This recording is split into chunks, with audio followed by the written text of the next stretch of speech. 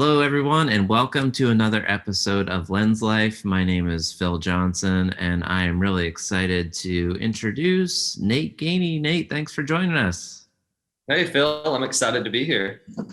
Yeah, so here at Lens Life, we're here to discuss the impact of glass to educate, motivate, and inspire. And, Nate is one of my very good friends and clients, and, we met through the real estate photography connection probably about 5 years ago. When I first saw him, I thought he was a movie star, but came to find out he was just a really, really well-dressed real estate agent. Yeah, I'm a little casual today, as we could tell with the t-shirt and hat look. And that's what happens. And you're still selling millions of dollars of property, so it doesn't really matter, right?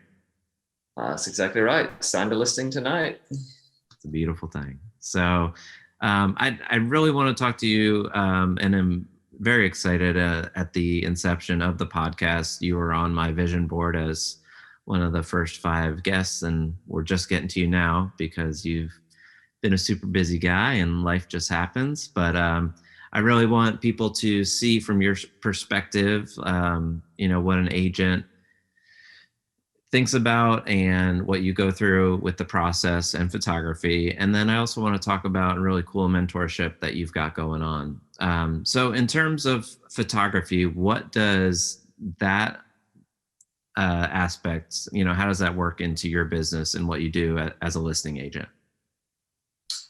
So as a listing agent, photography, I don't want to say it's everything, but it is almost everything. It's what draws people in from, largely speaking, buyers are coming from the internet. They're coming from the Zillows and the Realtor.coms and the Movados and the Trulias and the internet. Yeah. And so the way that the clients and myself are out there presenting the homes is through pictures and video, of course. But through a lens effectively, and then the screen on the other end, whatever the buyers are looking at it on, whether it be their phone, their tablet, their computer, what have you, it's a screen, so they're getting pictures. So the pictures mean so much because they're the first impression that we get to make to a buyer. Is what's shown to the outside world. And there's a lot that goes into the thought behind the pictures. We actually take the time to sit down and order the pictures in a specific order. As a listing agent, we want to make sure that the number one picture that is shown, out there, the cover picture or the lead picture, or whatever name you want to put on that picture that people see whenever there's 10 houses to choose from, and there's that one picture has to be the money shot.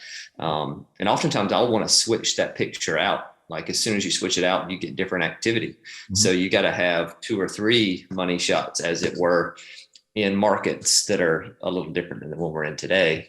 Today the market's a little crazy, but in years past, we'd have 2 or 3 different money shots that we'd be able to switch out every week or 2 just to make sure it's staying fresh. So photography is the way that we're showing this listing to the outside world. So it means so much. It's a big part of the presentation. Like when I'm talking to sellers about getting their home on the market, telling people that we have the best photographer available matters, and they know that it matters because I talk to them about, well, how did you find your house? And a lot of times, unless they've been there for 20 years, they found their house also on the internet 5 years ago, 7 years ago, sometimes even 10 years ago, but still it was on the internet is how they found the picture. Is how they found the home. Right. And, if they're selling a house, there's a real good chance they're going to be moving. So they're also looking at houses. That's how they're looking at houses. So if these pictures don't capture the attention of the buyer, you're dead in the water. Yeah. From a listing agent perspective. Man, you jumped right into it. That was great. So many things I want to jump to. I started as an agent 20 years ago now. And I can remember the listing presentation. Well, back then, we barely talked about the internet, but as I moved into my career, it was like, 60% of homes are seen online. I'm sure it's like 100% now. 99, 90. Yeah, it's like all of the homes. Oh man, I remember coming across a crazy seller one time, and he was really he wanted his agent to put him in the newspaper, and then he's like, "That's gonna sell my house." I was like, "Dude, like that was like a year ago." I was like, "I'm sorry to the agent." It was just really funny. Yeah. Oh, so that 20 years ago too? No, that was like a year ago. It was really funny though because the guy Yeah. legitimately thought that that was going to happen. So in your listing presentation, like how much when you're sitting there with the seller, like do you have examples of the photography? Like how much do you actually talk about it in your listing presentation? It's such a big part. So we actually went as far as to find listings that we have sold in the past that were previously listed with another agent. So we'll take a picture of a house, the front of the house, we'll say, that was a photo from the MLS that they had, and we won't put their name or anything on it. We'll just say, here's a picture that, what the previous agent was using, and here's how long they had it listed. I've got one example in the book that's like 2,000 days. They had 7 different agents, like 7 years, 7 different agents that were trying to sell this house. And then we'll have our picture of the same house, and then we'll have the stats of like how long it took us to sell it. And it's like, the same house, I think it took us 3 months to sell or something along those lines. Been on the market 7 years. We sold it in 3 months. I mean, it's crazy. So I've got probably, I don't even know, man. I mean, it's about half the book, quite frankly. I mean, it's a big part of it. Wow. It's just example after example after example of, this was not good, and this is what somebody else was doing, and here's what we're doing. And it's photography, because it's like, you're selling the house to a buyer, of course, but you've got to sell the idea that you're going to be able to sell it to a buyer, to the seller first. You know what I mean? So they've got to be able to see that contrast as well. So it's huge. So that helps us win listings as well as sell our clients' homes. So what are some of those things, like in the us versus them type things, that you point out to the prospective seller? So the composition of the picture itself. So like if you're looking at a picture and half of the picture is like an ugly bush, right, and then the other half, or the other 25% of the picture, is like the tree that's cutting in on the top corner, and then you've got like the house like as 10%. It's like, why are you only showing 10% of the photo, the composition of the photo, as the house? It's like you got this ugly ass bush and then this tree, and then the house is this itty bitty little part of the picture. And like, that's what you're advertising, guys? Come on. So that's an example. And so we'll have that like bad example. Yeah. And then we'll pair it with like ours, where we've got like the twilight picture, and then all the lights are lit up, and, the house is glowing with the pink and purple sky. And then the grass is kind of, green and all the stuff. And it looks amazing. It's amazing composition. And you've got like, equal parts at a minimum, you know what I mean? Like equal, equal sky, equal land, equal house, not, itty bitty house, giant bush, and, a little bit of the tree. So framing is one important piece of the puzzle that you've noticed. It makes a difference. It is. And now I want to go ahead and just throw this out there. I am not a photographer, and I don't know and that's good. Terminology. That's good. So I'm going to describe it the best I can. Yeah. Any other parts of the before and afters, like from a non-photographer perspective? I appreciate that a ton.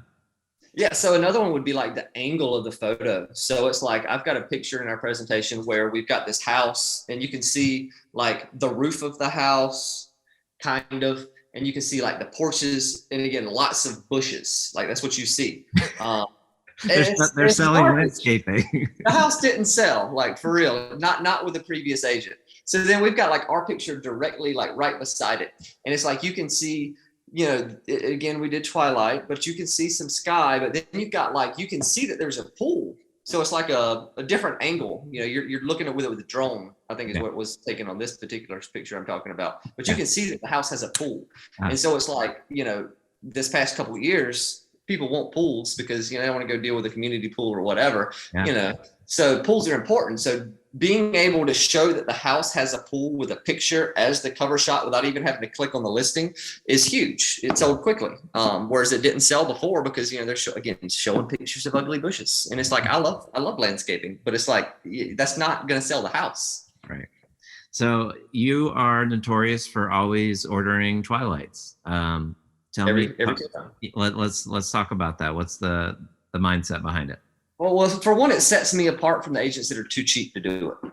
I do it on every listing. I don't care if it's 100,000 or 5 million. They're going to get Twilights. Period. I also use it as part of my sales pitch whenever I'm pitching potential sellers as something that we do. And I also pitch it as one of many photo shoots that we're going to do. So I say, look, we're going to do 4 or 5 different photo shoots at your house. We're going to have interior shots. We're going to have exterior shots. We're going to have twilight shots. We're going to have drone shots. We're going to do a 3D walking tour. And then I'm selling the idea that we're not just going to come take photos of your house. We're going to do specific magazine quality photo shoot at your house, and not just one, but multiple photo shoots. Twilights in particular are what pops when people are scrolling. And so you've got all these houses that are similar to the one that my seller will be trying to sell. All their neighbors, all the people in their neighborhood or their zip code or whatever it might be. So then you come across my client's house and it's got the popping of the lights and it's got the popping of the sky and it's got it's just different than what all the other pictures are. Even if it's the same type house in a neighborhood where all the houses are similar, you've got this picture that's completely different than everything else. And people are like, what's that? So they click on it to find out more. And then that's where the order of the photos that I was talking about earlier comes into play. So they click on this one, and then there's 8 or 9 or 10 or whatever more just amazing photos of this house. And so by the time they look through 5, 6 of the photos, they're hooked. They're like, I got to see the rest of these photos. Right. That's why I always do Twilights. And what I really appreciate about that point is, especially when you're saying do it on all of them, the homes that are in the lower price range, they're definitely going to stand out because people aren't spending that little, and it's not a ton of money, but other people aren't going to do it. So you're really going to stand out. And that's awesome. Exactly right. And it gets you more money. In my opinion, it gets you more money for the house on all spectrums. Now, once you get to the higher end stuff, a lot of the agents are going to do the same type of stuff anyway. However, if you're talking on those entry level and mid-level price point homes, agents get cheap. And it's like, why would you save, 75, 150, whatever it is, dollars? Why? I mean, you're going to make thousands. You're going to help your client make multiple thousands more. You're going to sell it faster. You're going to get multiple offers potentially. Don't cheap out. Do what you need to do to get it sold. Your clients will appreciate it, and it'll set a standard that they're going to tell their neighbors about, and then you're going to get referrals. Man, you're stealing thoughts out of my brain, man. And I love the way that you present it to the seller. Like you're making it a bigger thing than what it is too, by calling it multiple shoots and, just man, it's how you sell it, right?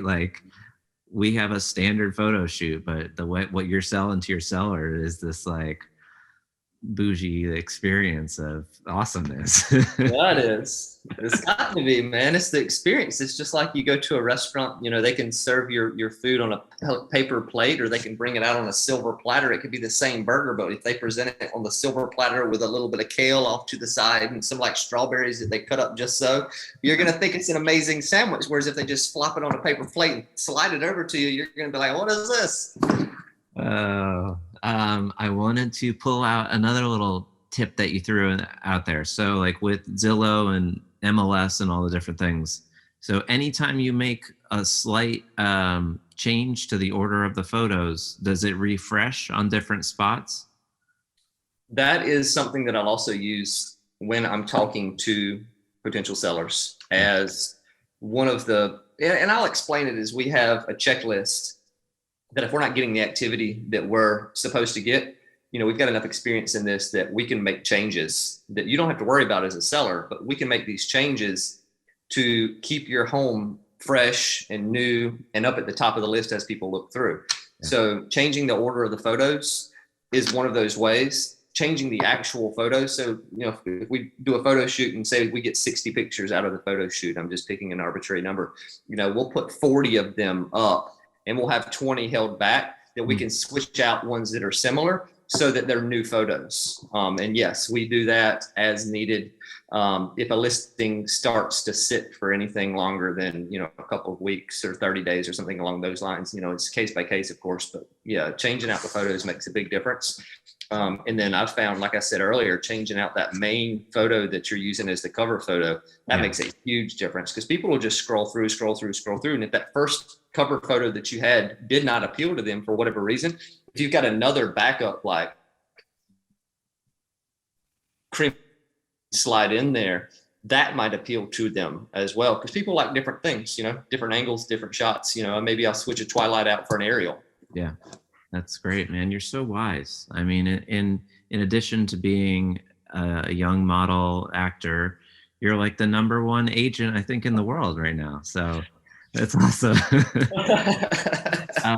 But in terms of Lens Life, the impact of glass, do you have any stories that kind of come to mind of maybe you swooped in on the end of a listing that was sitting for a bit? Again, it's a really different market that we're in right now.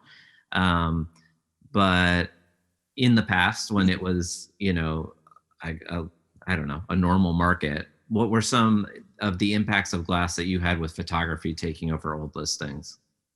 So we'll probably want to rewind 18 to 24 months, just being honest, because the market has been in the past 2 years is just like, if you have a house, it will sell. Right. And if it doesn't, I mean, there's some, there's something going on that they just need new pictures, quite frankly. If the house isn't selling, they just need new marketing. Well, before we rewind, then let's talk about that today. I mean, like, are you approaching it the same way? Because there's people lined up for this inventory that isn't there. Like, is it anything different, or is it the same approach? I take the same approach from a photography. I just take the same approach because, like, the reality is the approach that I take now is very similar to the approach that I did take, 2, 3, 4 years ago, because it works. Now, do I have to do everything that I'm doing right now? No. Like, I probably don't have to do the twilight shots or the aerial shots or, the 3D walkthrough. There's things like that you probably don't have to do in this market, because it's like I could take pictures with my iPhone, put it in the market, and it would potentially sell, like, in some cases. Yeah. But for one, I've got a reputation to uphold. And then for two, it's like, I want them to tell their neighbors that the pictures were amazing. And a lot of my clients, they're selling one of their biggest, anybody's clients. If you're selling houses, that's one of everybody's biggest investments that they'll ever have. But it's an emotional investment. Like, you're not just selling like your stock, or, you're not just selling like this asset. This not something, it's not just an asset. It's your home. It's where your kids grew up. It's like where you've got, Johnny grew an inch every year for 5 years on the wall. Our dog is buried in the backyard. Like, it's emotional for people. So they can take these photos, because what happens is when they get ready to sell their house, we get it staged, they get it ready, they spend a bunch of time, or maybe not a bunch of time, whatever. They spend some time getting the house ready to go. And then you come in and take the pictures. And when you come in and take the pictures, like, you're getting it at its best. You're portraying it in its best possible light. So they get those pictures, and everybody, give 1 out of 1,000 people, everybody loves the photos. So I want to also be able to give them those photos almost as a gift, so that they can take and they can share it with their family. They can share it with their friends. They can share it with themselves down the road. If they're 15 years from now, when they're reminiscing about the house that they built, that, was their dream home that they had to downsize from, or they chose to downsize from, whatever their situation was, and they want to go back and reminisce about that house, they can look back on these photos, and the quality of these photos matters. You know what I mean? If I just took some pictures with my iPhone, it'd be like, whatever. But if you've got these magazine quality shots that are just amazing, like, it'll entice emotions in them. That they'll be excited. And I'm touching their life 15 years from now, and they ain't even talked to me in a decade and a half, So that matters to me as well.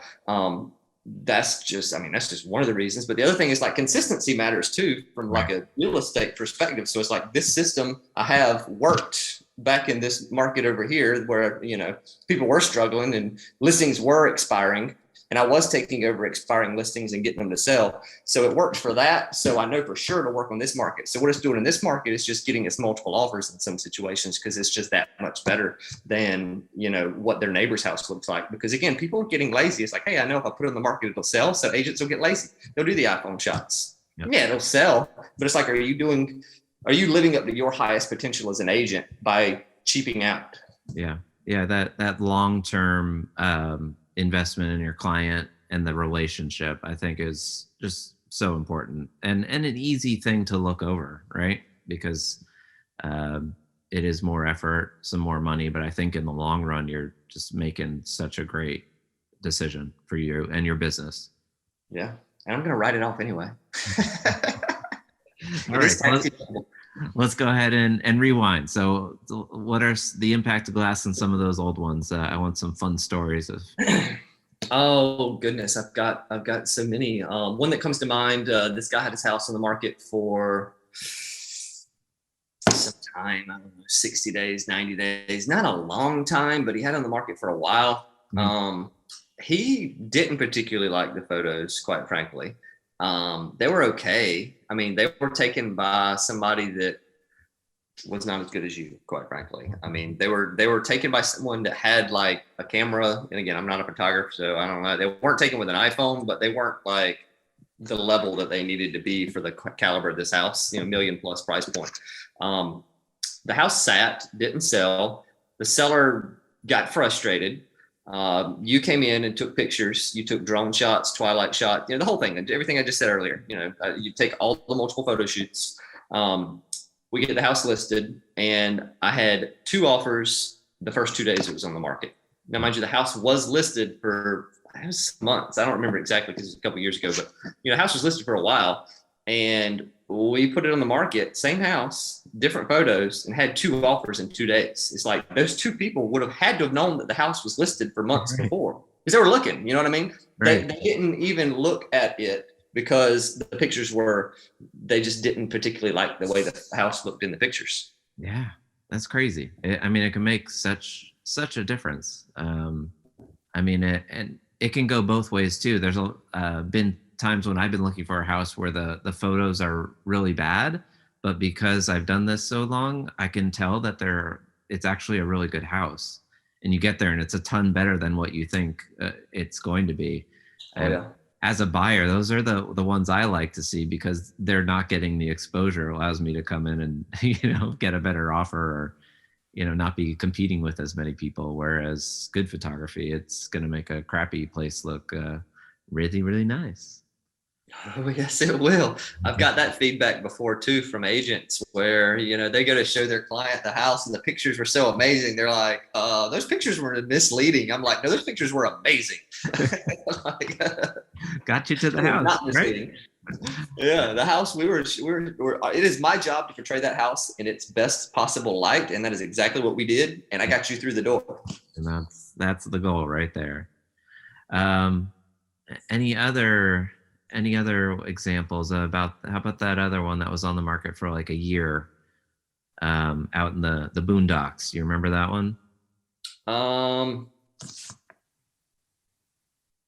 Drawing a blank. I mean, I can remember the one that we talked about that was in it was not in the boondocks, but it was in that 4 million range, which is a crazy price point. Oh yeah. Yeah. Let's hear that one.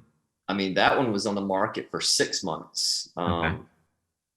Actually, again, I think it was more. Actually, it might have been a year. And again, I'm drawing a blank on exactly how long, but it was on the market for a while, right? And did not sell. And again, same concept. It had pictures. They were professional pictures, not anything crazy. We came in, you know, you took pictures of it, and it sold inside of 13 days, and we brought the buyer. And the buyer they actually told us that they had seen it online because it was for sale.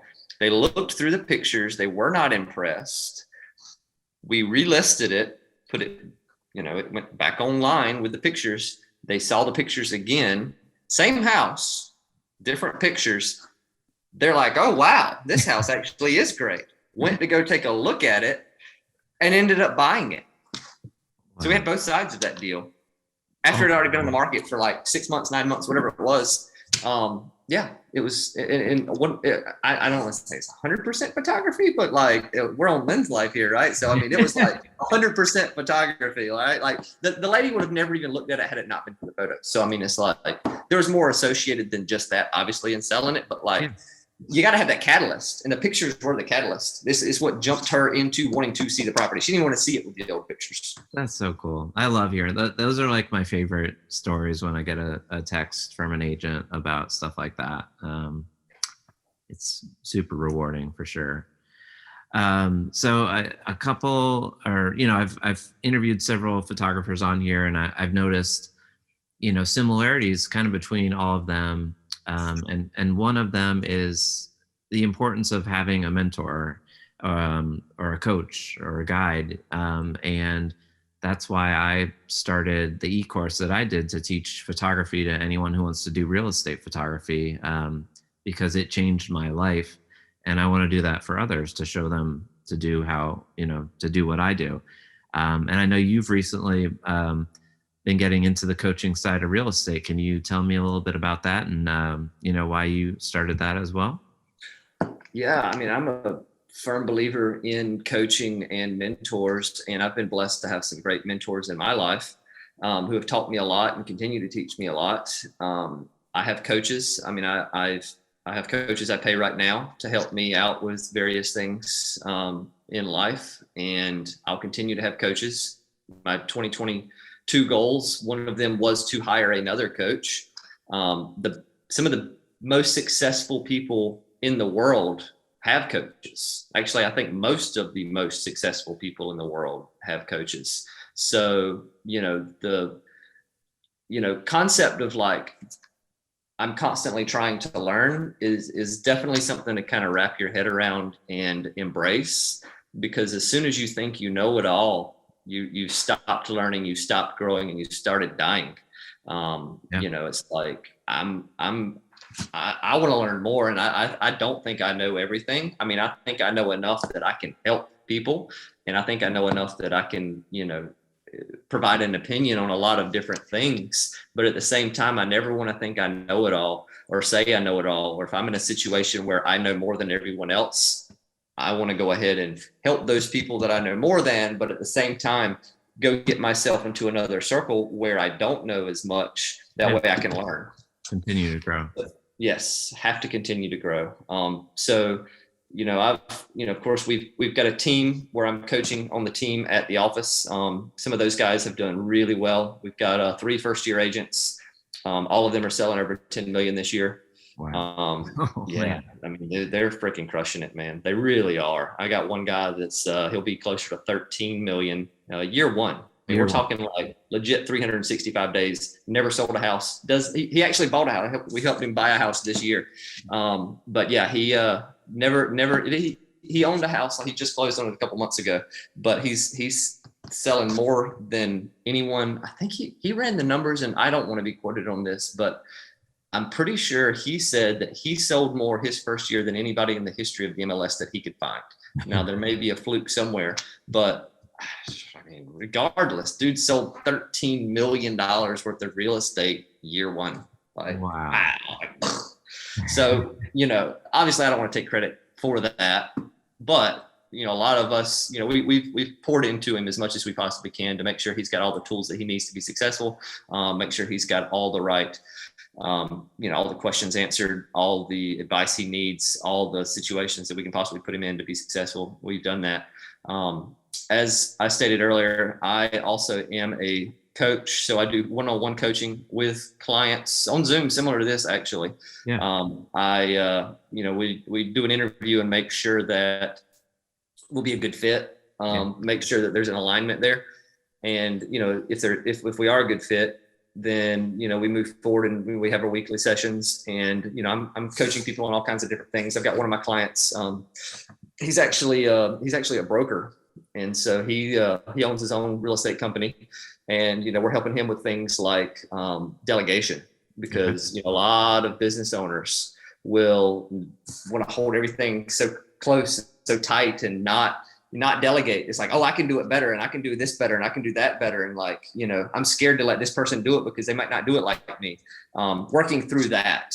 There's so many different levels of things that, I help people on, and it's different for each person because each person does need something different. I mean, I've got a person that I'm coaching that one of their things was fitness, believe it or not. And, I enjoy fitness. I'm certainly not, I have a coach at the gym, quite frankly. She helps me, but, in the same respect, it's like I can take that knowledge and then pass it through to him. Yeah. And a big part of it with all coaching, myself included, is accountability. Yeah. I'm going to be holding my coaching clients accountable, and we all kind of need that. Just like my coaches hold me accountable and my mentors hold me accountable, I'm going to want to hold my mentees and my coaching clients accountable.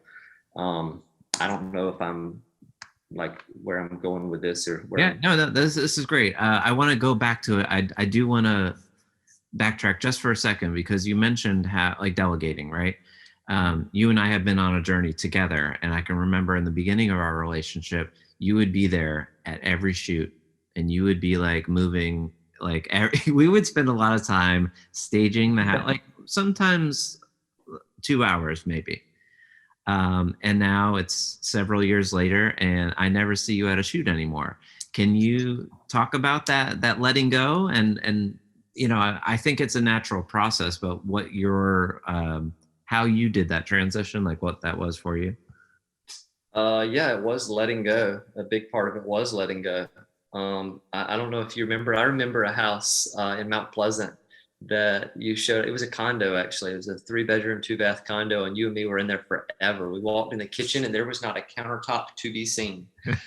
And you took before pictures on your phone, and then we moved everything.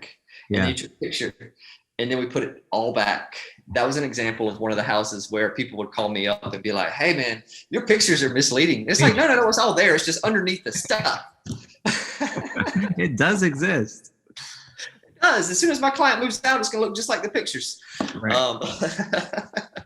So yeah, we used to do that. So we've, I've gotten, but we have a stager, so that helps. I let them do the wonderful task of telling people that they have too much junk. Mm-hmm. And that's almost always staging is you have too much stuff. Right. Most of it needs to go. So there's that. My clients are doing a great job of listening to the stager, and the stager does a great job of communicating with the clients exactly what needs to happen, why it needs to happen, and doing so in such a way that they're not offended. Because you don't offend anybody. That's never any good. Very delicate line for sure. So there's that section of it. And then the other thing is I've just grown, not that I didn't trust you in the beginning, but I had not yet figured out how to basically delegate that side of it to you and trust that it was going to be done exactly right. And I was also, part of it too, is I was setting the expectation that I was going to be at the photo shoot with the client. Like I was setting that expectation at the listing because I was putting so much emphasis on the photos, and somehow trying to, get them to hire me, thinking that I was going to do it almost. So it's like, I felt like I needed to be there, and I didn't need to be there. I'm not a photographer. I said that early on. Like, I'm not a photographer. Like, me trying to pretend like, oh, let me look through your lens and see what it looks like. Do you have the right angle? Like, I don't know what I'm talking about here. You know what I mean? Like, I don't need to be there. You know exactly what you're doing. And that was part of the progression, was figuring out that you know exactly what you're doing and setting the expectation with the clients that I don't need to be there because you do know what you're doing.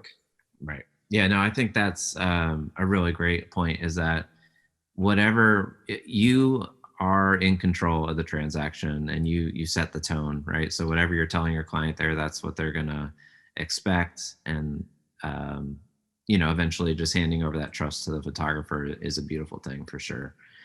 So thank you for touching on that, because I just wish more people would do that. It's just a really great thing.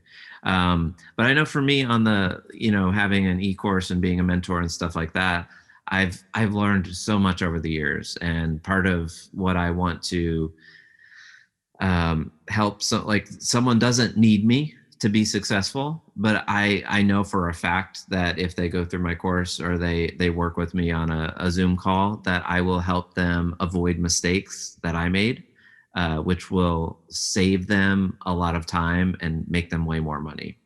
Can I assume that the same is along with the accountability? I think that's a huge factor that you're mentioning. Is that kind of what someone can expect with coaching on a real estate level? Oh, for sure. I've been doing this quite some time. I've built a team. I've helped build a company. I've sold, hundreds of millions of dollars worth of real estate. I've had all different kinds of clients and all different kinds of situations, and I've helped other agents through that type of thing. You're able to take all of the experience and knowledge that I have, if I'm coaching you, and you can take that, and it's real simple to just ask me a question and then I can just give you an answer. Then you don't have to figure it out. I mean, the learning curve is different. Obviously, it's like if you go figure it out on your own, you're going to learn differently, possibly even better. But it's like, do you actually need to do that? And sometimes, yes, you do need to learn it on your own. And in a coaching environment, like if I think that's a situation where you actually need to learn this so that you can, like you need to go do this, we'll push you in that direction.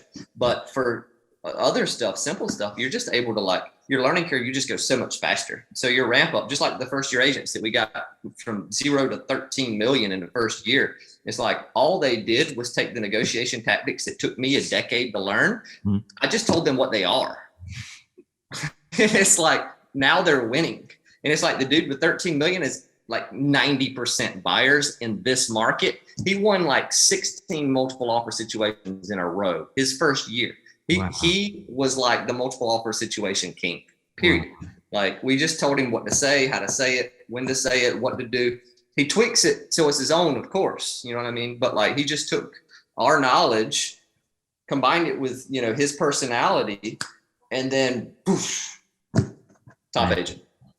I can't like emphasize enough the importance of aligning yourself with the people you want to become, or whatever you're aspiring, like through podcasts, reading, people I see on TikTok. Like it's just such an incredible time that we're in right now, where it's becoming just such a big thing of having people that you can go to take you to that next level. So I definitely want to encourage any agents out there listening, if you're doing well, give Nate a shout.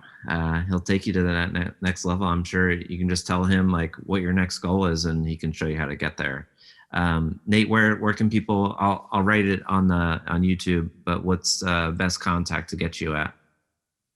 So my email is nate@ilovecoachingyou.com. So NATE@ilovecoachingyou.com. All right, cool. You can text me. You can just read directly out to my phone if you'd like. 843-513-2038. That's also all over the internet. So I'm not scared to give it out on YouTube, whatever. And it's right here. It's like, that is my phone. Has been my phone for over a decade. Like, whatever. Text me, call me. And then what's your TikTok handle so people can see your Jeep? My Jeep. Yeah, there's actually, I don't know that there's much about real estate on my TikTok. That's great. I think it's at Nate Gainey. Let me look real quick here. I'm almost positive. I'll definitely link that in there too. And I think that's just an important thing that people need to realize when they're marketing themselves, to say what they love to do. You can kind of see right there, I've got a guitar there because I love music. And that's just something you can connect with people on, your passion for Jeeps. End of the day, you're a passionate guy. Whatever you're doing it hard. And that goes into your coaching, that goes into real estate, your family, everything. I love that about you. I love hanging out with you. And I really hope people reach out to you, because I know you can change lives through what you're doing. And heck, I know I can too. So if you're looking to become a photographer, reach out to me, because it's not about like making this money or whatever. Like I truly, passionately want to help someone make a living, and change their life like someone did for me. So I know your heart. Well said. What's that? I said that is so well said. But That's what it's all about, man. Changing lives for real. yeah, it sounds so like cliche and so corny, but I know that's where your heart is at too. It And is. I yeah, mean, it really is. I get more out of knowing that the people that I'm helping, like I'm helping them, like that fills my cup way more than whatever money could be made from just, selling another house or whatever that might be. Um, it's all about the people and helping them out. I mean, that's part of why I got into selling real estate, honestly, is to help people, with these decisions that are some of the biggest decisions they'll make in their life. Just being able to provide that level of, impact and input, and the have someone that can trust that I'm able to help them. And so then you just take that and you flip that into the coaching role, and I'm able to help these agents with all the experience that I have, and again, just shorten their learning curve. It works well, and the impact is so important in changing lives, man. You said that so well. nice, love it. Yeah, I think we both kind of got into it wanting to loving people, but also like loving money, and like we did awesome at it. And now we're just focusing, the energies to doing what we do, but also impacting other people as well. So I think it's awesome. Well, unless you have anything else that you want to throw in there, or are you good? I'm good, man. Well, I want to thank you so much for being on the pod. You are just an awesome guy and so great at what you do. And I think people are going to find a lot of value in the insight you provided, and as well as the new services that you offer. Very good, man. Well, I thank you for having me, and I second that you are also an awesome guy. And it's been fun to watch this transition that you've been on here for the past few years as well. So I wish you, of course, the best. And this has been fun. That's it. Cool, guys. Well, thank you so much for watching, listening. Be sure to tune back and reach out to us if we can help in any way at all. Thanks, guys, and we will see you next time.